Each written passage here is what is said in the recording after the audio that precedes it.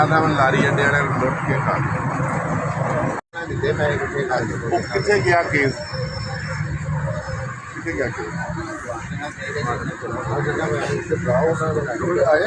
ਜਾਂ ਮੇਰੇ ਪਿੱਛੇ ਖਲੋ ਜੋ, ਜੇ ਨਹੀਂ ਖਲੋ ਸਕਦੇ ਤਾਂ ਫਿਰ ਨਾ ਆਓ ਮੇਰੇ ਕੋਲ। ਮੈਂ ਤਹਿਬਦਾਰੀ ਵਾਲਿਆਂ ਨੂੰ ਕਿਹਾ ਕਿ ਆਰਾਮ ਨਾਲ ਘਰ ਬਹਿ ਜਾਓ, ਕੁਝ ਨਹੀਂ ਹੋਏਗਾ। ਕਿਸੇ ਬੰਦੇ ਕਰ ਅੱਛਾ ਹੋਣਾ ਕਿ ਨਹੀਂ ਗੱਲ ਸੁਣ ਲਓ। ਜਦੋਂ ਜਾ ਕੇ ਅਫਸਰਾਂ ਨਾਲ ਸੌਦੇਬਾਜ਼ੀ ਬੰਦੇ ਕਰਦੇ ਨੇ, ਸਾਡੇ ਕੋਲ ਇੰਨੇ ਲੈ ਲਓ।